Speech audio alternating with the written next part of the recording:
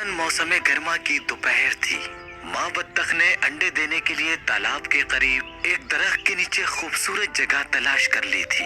उसने 5 अंडे दिए। अचानक उसने महसूस किया कि 5 अंडों में से एक अंडा मुख्तलिफ था। वो थोड़ा परेशान हो गई, लेकिन उसने उनके फूटने का इंतजार किया। एक खूबसूरत सुबह आखिरकार एक एक करके एक के बाद एक अंडा फूटने लगा। पीप पीप। बच्चे बोलने लगे। तमाम अंडे जिंदा हो गए थे। बत्तख के सारे बच्चे अंडे के खोल से निकलकर सर हिला रहे थे। सब टूट गए थे, सिर्फ एक के अलावा। ओह, कितने प्यारे बच्चे हैं मेरे। कितनी किस्मत वाली माँ हूँ मैं। लेकिन ये 5वें को क्या हुआ है? बत्तख परेशान थी। ये आखिरी अंडा तो काफी तवील वक्त ले रहा है। वो अंडे पर बैठ गई और सारी गर्मजोशी दे दी जितनी वो दे सकती थी। ये बच्चा सबसे खूबसूरत बच्चा होगा, क्योंकि इसका अंडा फूटने में बहुत वक्त लग रहा है। एक खूबसूरत सुबह जब अंडा फूटा, वहाँ से एक बदसूरत सुरमई रंग वाला बच्चा निकला। पीप पीप। बत्तख का बच्चा अपने दूसरे बहन भाइयों से मुख्तलिफ था। वो काफी बड़ा था, बल्कि वो बदसूरत भी था। मेरे दूसरे बच्चों में तो ऐसा कोई नहीं दिखता। ये बच्चा तो शायद बदसूरत है। माँ बत्तख अपने उस बच्चे को देखकर हैरान थी और बहुत उदास भी। माँ को उम्मीद थी कि एक दिन वो अपने बहन भाइयों जैसा हो जाएगा, मगर दिन गुजरते गए और बत्तख का बच्चा बदसूरत ही रहा। उसके सभी बहन भाइयों ने मिलकर उसका मजाक उड़ाया और वो उसके साथ नहीं खेलते थे। बत्तख का बच्चा बहुत उदास था। तुम बदसूरत हो। जमीन पे एक बदसूरत चीज को देखे। हाँ, यहाँ से भाग जाओ। तुम बहुत बदसूरत हो। बदसूरत शक्ल वाली मखलूक, हम तुम्हारे साथ नहीं खेलेंगे। वो सब उस पर हंसे। बत्तख का बच्चा बहुत उदास था। वो बदसूरत बच्चा तालाब के पास गया और अपनी शक्ल को उसमें गौर से देखने लगा।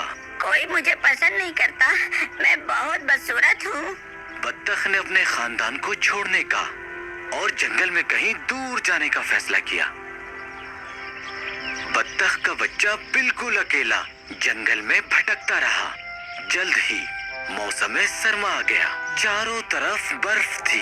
बत्तख का बच्चा उदास था और वो सर्दी से कांप रहा था। खाने के लिए ग़िज़ा और रहने के लिए गर्म जगह को वो तलाश नहीं कर सका। वो एक बत्तख के खानदान के पास गया। उन्होंने उसे झिड़क दिया। तुम एक बदसूरत मखलूक हो। ये बदसूरत साथी कौन है? वो मुर्गी के घर में रहने गया। वहाँ पर उसे मुर्गियों ने अपनी चोंच से मारा और वो वहाँ से भाग गया। वो रास्ते में कुत्ते से मिला। कुत्ते ने उसे देखा और वहाँ से चला गया। बत्तख के बदसूरत बच्चे ने खुद से सोचा, मैं नहीं जानता था कि मैं इतना बदसूरत हूँ कि कुत्ता भी मुझे नहीं खाना चाहता। बदसूरत बच्चे ने दुखी होकर जंगल में वापस भटकना शुरू कर दिया। वहाँ वो एक किसान से मिला जो उसे अपनी बीवी और बच्चे के पास अपने घर ले गया। लेकिन वहाँ पर रहने वाली एक बिल्ली ने उसे काफी परेशान किया, तो उसने किसान का घर भी छोड़ दिया। जैसे ही मौसम में बहार आया, एक बार फिर सब चीजें ताजा और हरी भरी हो गईं। वो चलता गया और चलता गया। उसने एक नदी देखी। वो दोबारा पानी देखकर बहुत खुश था। वो उस नदी के करीब गया और एक खूबसूरत राजहंस को तैरते हुए देखा। उसको उससे प्यार हो गया। बत्तख का बच्चा खुद से शर्मिंदा था और अपनी गर्दन नीचे कर ली। सर नीचे करते ही उसने पानी में अपना अक्स देखा और हैरान रह गया। काफी परेशान हुआ वो अब बदसूरत नहीं था।